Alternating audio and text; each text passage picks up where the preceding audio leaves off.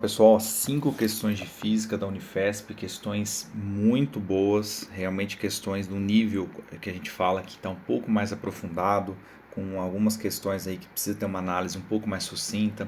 Eles pegam um pouco na matemática também, beleza? Então vamos analisar. Lembrando, gente, por favor, curta aí o vídeo, o canal, ajuda bastante a gente, por mais clichê que possa ser. Vamos lá.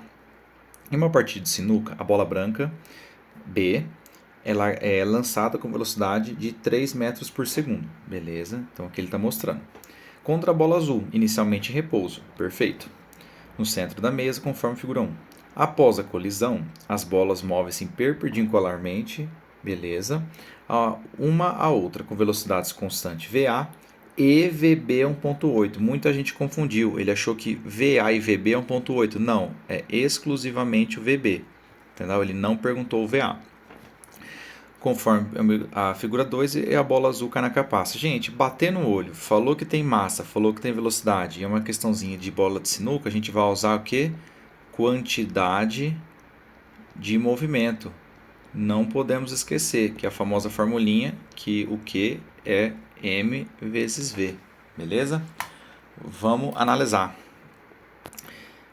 Admita que as massas de bola são iguais. Excelente ele falar isso, vai ajudar muito na matemática. Que nessa jogada o atrito é desprezível e que todas as colisões são perfeitamente elásticas. Maravilha! Ajuda bastante a gente. Ele quer saber, calcule em segundos o tempo para que a bola branca atinja o ponto P indicado na figura 2, após sua colisão com o azul. Então a bola branca ela vai andar nessa situação até o P. Então nesse caso, cinemática, V é igual a ΔS por ΔT. Invertendo a equação, que eu quero saber o tempo, é o ΔS pelo o ΔV. O ΔS nesse caso, que é essa distância aqui que ele foi, é de 1,44. Bem, como ele mostra aqui, que é a distância que ele chega do centro da mesa até o P. E a velocidade da bola branca após o contato foi de 1,8. Então a gente vem aqui 1,4 por 1,8. Aqui é muito fácil, gente. A gente pode dividir, por exemplo. Eu vou fazer só essa que eu vou fazer a conta, o resto a gente vai fazer as opções.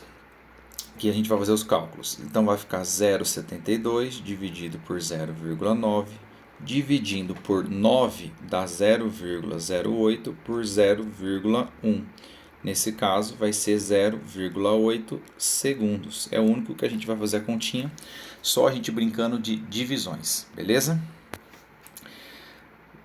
Em seguida, calcule o tempo para que a bola branca percorra a distância PQ após sua reflexão no ponto P. Então ela quer saber o quanto que vai ser isso aqui, de P até Q. E aqui ficou fácil, porque se ela demora metade 0,8, então ela anda o dobro. Portanto, então vou ser bonitinho, portanto, do ponto P até o ponto Q, ela demora um total de 1,6 segundos, que é exatamente o dobro da distância que ele estipulou. Agora vamos ver que agora vai ser quantidade de movimento, né? B. A bola azul cai na caçapa C após ser atingida pela branca. Então vamos lá, é nessa situação e depois ela vai chegando nessa conformação. E agora ficou fácil, porque a gente vem aqui e faz a quantidade de movimento. Como é perpendicular, já ajuda muito a gente. Então nesse caso, perpendicular. Aqui tem a quantidade de movimento. Vou até colocar as cores. A quantidade de movimento da bola azul. E aqui a gente tem a quantidade de movimento da bola branca. Logicamente, a gente tem que achar, pela regra do polígono ou do vetor principal, o Q resultante, beleza?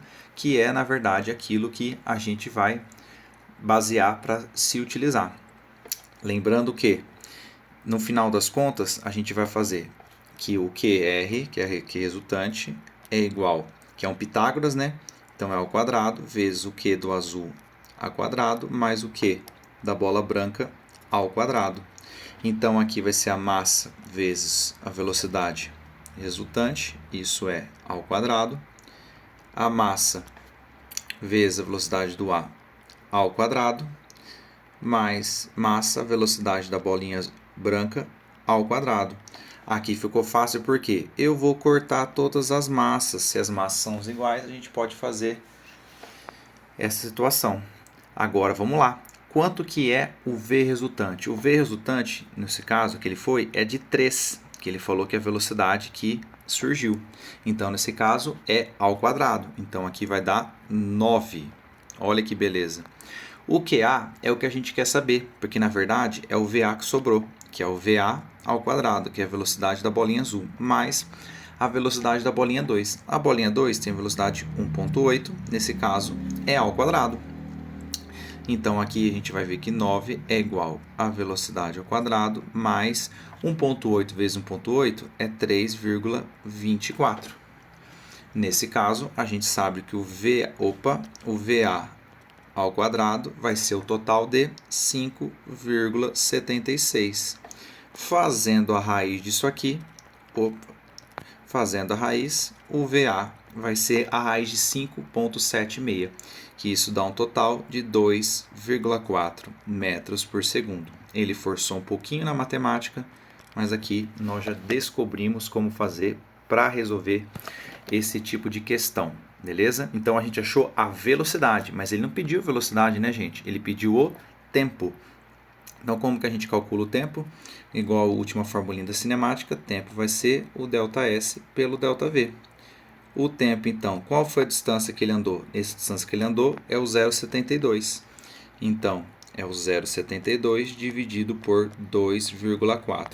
Isso dá um tempo de exatamente 0,3 segundos. E aqui nós respondemos a parte B. Entendeu? Vamos agora à questão 12. A questão envolvendo a termodinâmica. Tem que ler o texto? Vamos lá. Uma amostra de gás ideal pode ser levada a um estado inicial A para um estado inicial C, segundo a transformação ABC ou segundo a transformação ADC. Beleza. Indicados no diagrama. Sabe-se que a temperatura da amostra gasosa no estado A, então a temperatura do estado A é o TA é 450 Kelvin. E a transformação AD é isotérmica. Opa, é importante falar que é isotérmica AD. Vamos lá. Na transformação BC, o gás recebeu 1.250 quantidade de calor, ou seja, ele está falando aqui da letrinha Q. Muito bom. Que é gás receber ou ceder calor é pela letrinha Q. Lembrando que a formulinha geral da termodinâmica, Q é o trabalho mais o ΔU. Beleza? Que é a variação de energia interna. Vamos lá. A. Em Kelvin, a temperatura em Kelvin no estado C e a variação de energia interna. Então vamos lá, é só fazer o comparativo. Por quê? Vamos lá. Olha lá, é P1 vezes V1, que é o do ponto A, que a gente sabe, né? Vamos dizer assim, e o T1. E vai ser o P2, V2, PO, TO, tanto faz PV tipo Votó, cada um que está familiarizado. A única temperatura que eu sei é o do TA, então a gente vai usar o do A. O no ponto A, como temos aqui? Então vamos lá, a pressão é 3 vezes 10 a quinta, o volume é de 3 também vezes 10 a menos 3, dividido pela temperatura, que é de 450. Isso vai ser igual o ponto na parte C. Aqui no C temos então que é 2 vezes 10 a quinta vezes 8 vezes 10 a menos 3, dividido pela temperatura em C. Aqui ficou fácil, por quê? Corto 10 a quinta, corto 10 a quinta, corto 10 a terceira, corto 10 a terceira. 3 e 3 é 9, então a gente vai fazer aqui, então, vamos lá, vamos melhorar a equação aqui, então fica 9 para 450, assim como 16 está para TC. E nesse caso, como que a gente poderia, então, calcular para ver se está certo? Então agora é só seguir a continha. Corta, corta, sobra 50. Então é 16 vezes 50. Então vamos lá, 0, 0, 3, 5 vezes 3, 5, 800. Logo a temperatura em C é de 800 kelvins. Muito bom aqui, que a gente já acertou. E a variação de energia interna na transformação AD. Gente, ficou fácil. A transformação AD é isotérmica, logo a variação de energia interna é zero. Então, nesse caso, não muda a temperatura, beleza? Olha que maravilha, porque é isotérmica. Muito fácil a questãozinha A, pegando os princípios da termodinâmica. B, então agora ele quer a variação da energia interna em joules da BC. Então a BC, ele falou aqui que nessa parte, ele falou na BC que o gás recebeu 1250 de calor. Então a gente vai ter que usar a equaçãozinha, Q é igual trabalho mais o ΔU. ΔU que a gente saber que ele deu, então a gente tem que achar o trabalho. E o que é trabalho de uma transformação? Achar a área, nesse caso, desse trapézio. Então eu vou aqui pintar para ficar mais fácil. É a área desse trapézio. Então a gente tem que achar a área que a gente vai achar o trabalho. Então vamos lá, o trabalho ele é um número semelhante à área desse trapézio. Então vamos lá. Vamos lá, agora como que a gente faz? A gente acha a área do trapézio. Vamos lá. Então a área é base maior mais base menor vezes a altura dividido por 2. Vamos lá. Base maior, essa aqui. 3 vezes 10 a quinta. Mais base menor, essa aqui. 2 vezes 10 a quinta. Parênteses. Vezes a altura, que é de 4,5 para 8. 3,5 vezes 10 a menos 3, dividido por 2. Então vamos dar sequência.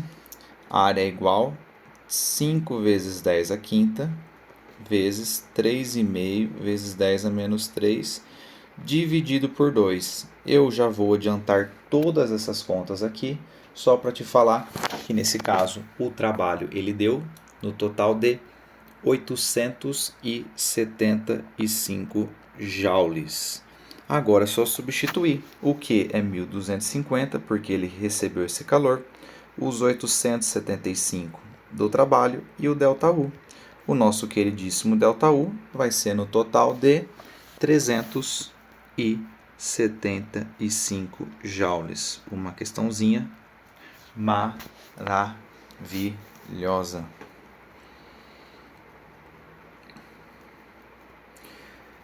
13, uma questão de óptica. Vamos ver como a gente pode analisar. Vamos lá, uma figura mostra um equipamento que permite o estudo de bastante instrumentos e fenômenos ópticos. Nessa figura estão representadas uma fonte de luz, uma lente convergente delcada. Então, se a lente é convergente, pode se comportar como espelho côncavo. Movimentos e suportes desses elementos pode projetar-se uma imagem nítida de um slide de superfície de anteparo. Sabe-se que o eixo de simetria da fonte de luz coincide com o eixo principal da lente, o eixo perpendicular e planos contém o anteparo, que é a distância focal dessa lente. A distância focal é de 40 centímetros e obedece às condições de nitidez de Gauss. O que ele quer dizer com isso? Ele está dizendo que, se fosse uma questão de dinâmica, desprezar o atrito. Ele está dizendo, é tudo de Gauss, pode usar as formulinhas do Gauss, dizer tudo está no anteparo, está tudo bonitinho, é como se fosse fazer um exercício de espelho. Beleza. Considere que o slide tenha 5 centímetros de altura. Beleza. Então, meu slide tem 5 centímetros de altura e o equipamento está a 120 centímetros de distância do centro óptico da lente. Beleza. Vamos lá. Calcule a distância da lente em centímetros que deve ser colocado no anteparo para que seja uma imagem nítida do slide projetada sobre ele. Então vamos lá. Então ele quer saber quanto que é o P', que é a distância da lente que deve ser colocado no anteparo para a gente colocar a imagem. Como a gente vai saber se ele deu apenas o foco e ele deu também a questão do P, que aqui vai ser o P, a distância do objeto, e aqui é o foco. Então a gente vai usar a formulinha F é igual, agora a gente vai produto pela soma. Tem gente que vai usar a formulinha da fimose, eu prefiro usar essa aqui. 40 é igual a 120 vezes P', dividido por 120 mais P'. Isso aqui tudo vai no parêntese. Dando sequência, então, vai ficar 4.800 mais 40 P' é igual a 120 P'. Passando para o outro lado, vai ficar, então, 80 P' é igual a 4.800.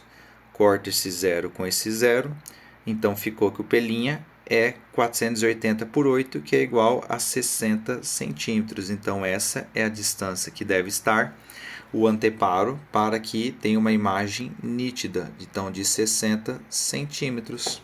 Beleza. Em seguida, calcule a altura dessa imagem em centímetros. Aqui também ficou fácil. Vamos lá. O seu slide tem 5 centímetros de altura, então vamos lá. Ele vem daqui, bate na lente até o anteparo, e ele vem aqui, bate na lente até o anteparo. Beleza? Deixa eu fazer bonitinho, para entender que nesse caso ele está fazendo uma de relação de triângulos. Olha só, tem esse triângulo aqui e tem esse da altura da lente, que é o que a gente também quer saber. Beleza? Então vamos lá, agora são dois triângulos, tem o triângulo menorzinho e tem o triângulo maiorzão. Olha que interessante, o menorzinho é esse aqui.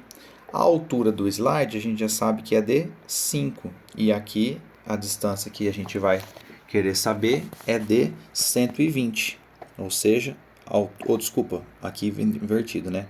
Então, nesse caso, é 120 aqui por 5 da altura.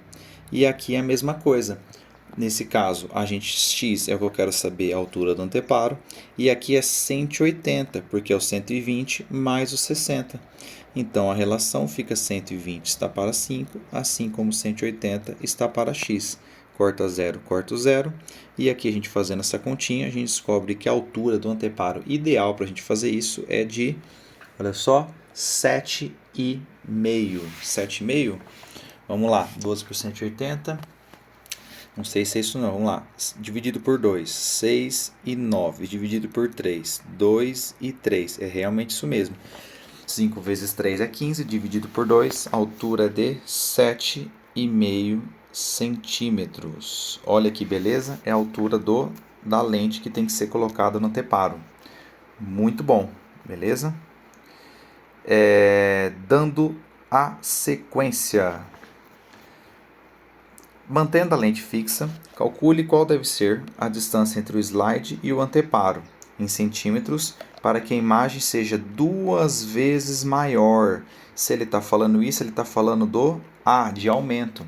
E lembrando que o aumento é igual, nesse caso, com aquilo que a gente tem de opções para a gente descobrir das várias equações do aumento, a gente pode falar que o aumento ele vai ser o do menos P' sobre P. Só que aí a gente tem que fazer tanto do foco quanto também o da imagem.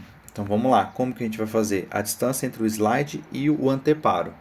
Então o A, nesse caso, ele vai ser igual a F sobre F menos P, porque a gente vai usar a distância da imagem. Quanto que é o A? Opa, aqui que está o maior peguinha de todos. O A ele é menos 2, mas ele é 2 vezes maior, por que ele é menos 2? O menos significa que a imagem ela é invertida. Se a gente está falando de uma lente convergente que se comporta com o espelho côncavo, o único jeito da imagem ser maior, ela tem que ser invertida e ela tem que ser real. Então, por isso que o número é negativo. Olha que interessante. Então fica o foco, que é 40, dividido por 40 menos P. Fazendo toda essa conta aqui, já adiantando, vai ficar o P é igual a 60 centímetros. Beleza? No caso, negativo, né? Menos 60 centímetros. E agora ficou fácil, porque eu posso usar de novo do aumento linear para achar o P', que vai ser menos P' sobre P. Menos 2 é igual ao menos P' que eu quero saber, dividido por 60. Logo, eu descubro que o meu queridíssimo P' é de menos 120 centímetros. Logo, a distância entre o slide e o anteparo, ou seja, a distância dos dois, é de 180 centímetros. Olha que interessante que é esse tipo de exercício, que teríamos que saber os dois. Exercício maravilhoso. Dando sequência, vamos lá. Essa questão de óptica. Então aqui ele dá uma questão de óptica e nesse caso A gente tem que analisar também que ele vai usar junto com ondulatória e algumas questões mais básicas também. Nada aquilo que a gente não consiga, pelo contrário, a gente consegue fazer, se organizar e fazer todos os exercícios que ele está pedindo. Então vamos lá. Na medicina, dentre outras aplicações de raio laser, são utilizados em tratamentos oftalmológicos. Considere que um tratamento de deslocamento da retina, pulso de laser, tem potência 200 mW e duração de 1,5 microsegundos. Cada um são mili, né? Tudo mili, né? Não é micro. Micro seria o uzinho, absorvidos pela retina, selando as rupturas e unindo as partes descoladas. Sabe-se enquanto se propaga pelo ar, esse laser tem frequência de 3,75 vezes 10 a quarta, 14 Hz e a velocidade padrão 3 vezes 10 a oitava. Vamos lá. Calcule o comprimento da onda desse laser no ar em metros. Gente, questãozinha básica agora de ondulatória. É só a gente fazer a equação. O A, então, velocidade é igual lambda F. Lambda que é o que ele quer saber é a velocidade pela frequência. Velocidade é 3 vezes 10 a oitava, dividido por a frequência 3,75 vezes 10 a 14ª. Já adiantando toda a matemática da coisa, que eu estou preocupado com a física e não com a matemática, vai ser de 0,8 vezes 10 a menos 6 metros, ou também de 8 vezes 10 a menos 7 metros, beleza? Pode ser qualquer uma dessas alternativas que vai dar certo. Em seguida, calcule a energia em joules fornecida à retina em cada pulso. Lembrando que a potência é igual a energia sobre tempo, joule por segundo, famoso watts. Então, a energia é potência vezes ΔT. Energia, vamos fazer aqui embaixo. Energia é a potência, que é de 200 mili, 10 a menos 3 watts, vezes o tempo, que é 1,5 mili, 10 a menos 3 segundos. Logo, a energia que nós vamos achar é de 3,10 a quarta joules, menos 4, desculpa, joules. Olha que beleza, um exercício muito tranquilo essa questãozinha da A, beleza? Agora vamos analisar a B. B. Em seu trajeto no interior do olho, o laser propaga-se pelo humor vítreo, um fluido transparente que preenche grande parte do globo ocular e que representa índice de refração absoluto de 1,25. Calcule o comprimento da onda em metros, quando ele se propaga. Se eu estou mudando uma onda de um meio para o outro, o que eu mudo? A velocidade. Então, nesse caso, a gente tem que calcular primeiro a velocidade, para depois usar de novo no V lambda F e achar o comprimento de onda. Então, primeiro de refração pelo segundo de refração, você inverte a velocidade. É V2 dividido por V1. Como que ficaria? O N1 é o N do ar, valor padrão, 1, dividido por 1,25. Isso é igual o V2. E o V2 nada mais é que nós queremos saber a velocidade agora nesse índice de refração de 1,25. E a velocidade inicial dele era 3 vezes 10 a oitava. Logo, fazendo toda a matemática, o V2, que é aquilo que a gente quer saber, é 2,4 vezes 10 a oitava metros por segundo. Essa não é a resposta, é a velocidade. E a partir daqui da velocidade que agora que a gente pode calcular no V lambda F. Então, V igual lambda F. Se ele quer saber o lambda, lambda é igual velocidade pela frequência. A velocidade é 2,4 vezes 10 a oitava, dividido por 3,75 vezes 10 elevado a 14, como bem o exercício falou. Isso dá um total de 6,4 vezes 10 a menos 7 metros. Esta é a resposta mais correta que nós podemos dar, beleza? Resposta precisa.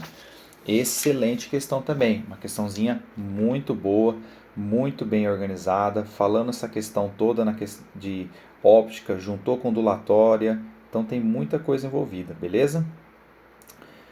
Seguindo,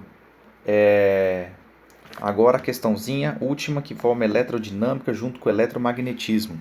A figura mostra um circuito elétrico retangular, ABCDA, alimentado por um gerador ideal e um longo fio retilíneo, paralelo ao lado AB do circuito sobre o qual estão assinalados dois pontos, E e F. O circuito e o fio estão contidos em um mesmo plano. As correntes elétricas indicadas na figura têm intensidades I1, 5 amperes e I2, 2 amperes. Admita que o circuito é constituído por um fio homogêneo, de espessura constante, e que o trecho BC tem resistência elétrica 5 vezes 10 a menos 3. Considerando as medidas indicadas na figura e adotando o valor que ele deu, o valor do μ, não precisava ter falado. Isso a gente tem que já saber que é 4π vezes 10 elevado a menos 7. Para a permeabilidade magnética. Vamos lá. A DDP, a diferença de potencial em volts entre os circuitos B e C do circuito e resistência elétrica equivalente. Então vamos lá. Primeiro vamos calcular a DDP. Como a gente calcula a DDP? A resistência que ele falou do BC. A resistência do BC é 5 vezes 10 a menos 3. E o I, nesse caso, a corrente que passa aqui no BC, como ele bem falou, é no I2, então é de 2 amperes. O U vai ser 10 vezes 10 a menos 3. Isso dá um total de 0,01 ou 10 a menos 2 volts. Isso é a questãozinha A, falando da DDP.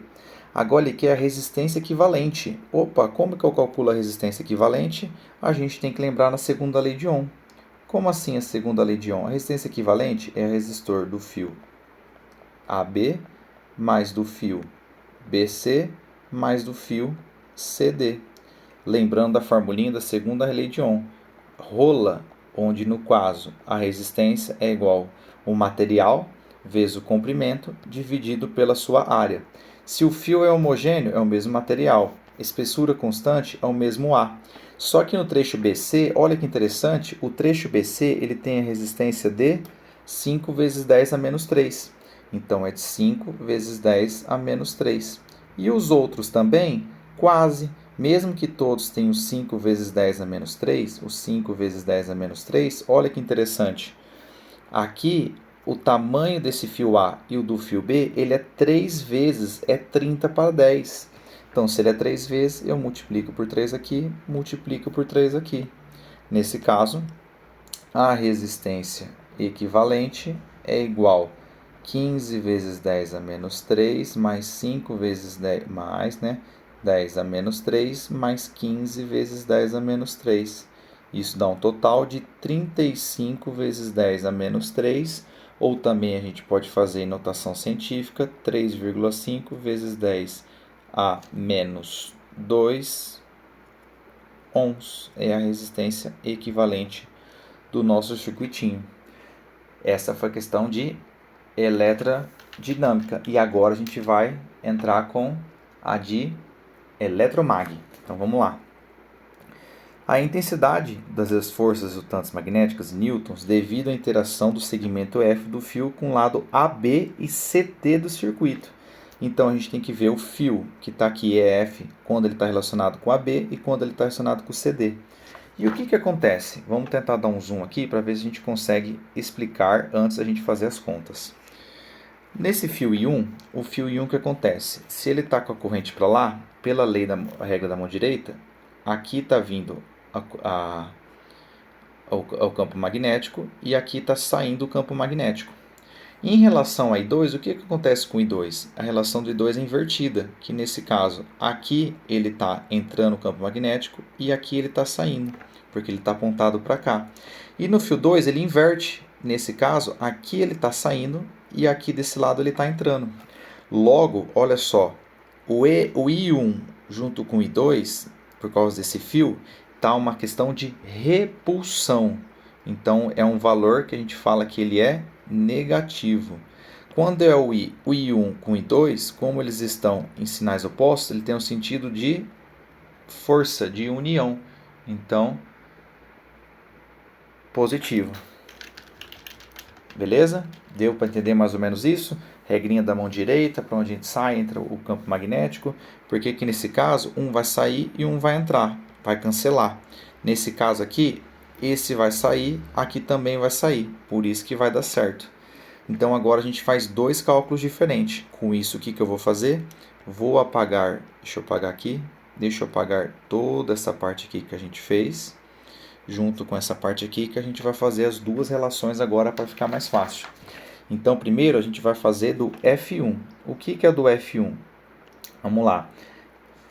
Força magnética de um fio condutor, Fbil. Vamos lá. Força 1. Quanto que é o B? O B ele já falou aqui para nós. É 4. Opa, o B a gente tem que lembrar da formulinha do B, né? Então vamos lá. Qual que é a formulinha do B também? Para a gente não pode esquecer. O B é o Mi vezes, que é o Mi que a gente já achou, vezes o I dividido por 2πr. Só trocar aqui. No lugar do B, então, vou colocar o linha. O Ison, desse caso, que é o do fio 2, dividido por 2π vezes o raio, dando sequência, vezes o I1 que eu quero saber, que eu tenho, vezes o comprimento. Então, meu F1 vai ser, trocando todos os valores, 4π vezes 10 a menos 7, vezes o I2, 2, vezes o I1, 5, vezes o comprimento do fio de 30, dividido por 2π, o raio dele, que o raio que ele mostrou, que o raio que a gente vai poder falar que é de 2 centímetros, não é? Que é a diferença entre os fios aqui. A diferença entre os fios é de 2 centímetros, vezes 2. Que exercício um pouco mais complexo, né, gente? Mas faz parte. Então, eu calculo que o meu F1, fazendo todas essas contas aqui que nós já estamos pontuando. Deixa eu fazer aqui para a gente ver se a gente lembra. Corto π. Nesse caso, aí vai cortando. Se eu corto esse π com esse π, 2 com 2, corto com 4. 5 com 10, 3. Então, vai dar pelo 10 a menos 7. Fazendo aqui todas as continhas, só analisando aqui de cabeça, para a gente não fazer um negócio meio errado. Então, nesse caso, o F1 é de 3 vezes 10 a menos 5. Então, é 3... Opa, deixa eu trocar a corzinha. 3 vezes 10 a menos 5. Se isso é uma força, ela é dado em newtons. E agora a gente faz a mesma coisa com o F2. O F2 agora é a relação desse primeiro com esse segundo. Então, vamos lá.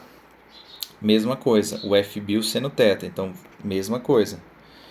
O Fbil, então, é Mi vezes o I2 dividido por 2πr vezes o I1 vezes o L.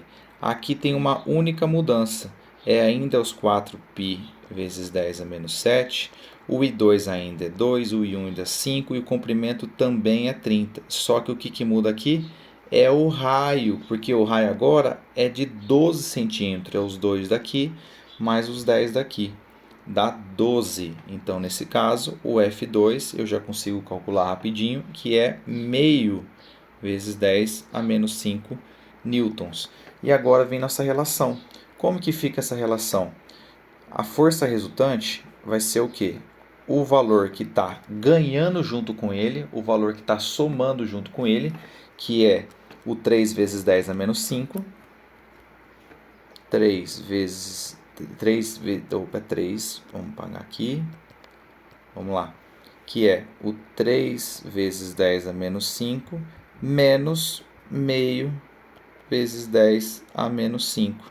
Então, a força resultante, porque elas estão opostas, a força resultante é de 2,5 vezes 10 a menos 5 newtons. Uma questãozinha complexa, talvez a mais complexa que nós fizemos no canal, principalmente por abordar um assunto que o pessoal não tem tanta familiaridade, que é eletromagnetismo, e ainda mais lembrar de duas grandes equações. A questão do Fbil, que é de um fio retilíneo, como também a questão do B, que a gente tem que saber do campo magnético, que é o Mi vezes I, dividido por 2πr. Curtam o canal, pessoal, muito bom. Aqui, então, juntou eletrodinâmica com eletromagnetismo, juntou ondulatória com óptica, aqui com índice de refração, desculpa, né, que é uma parte da óptica. Aqui juntou a propriamente óptica quantitativa, qualitativa, semelhança de triângulos. Aqui, primeira lei da termodinâmica, segunda lei de termodinâmica, gases ideal. E a primeira de quantidade de movimento com cinemática, uma excelente cançãozinha da Unifesp, beleza?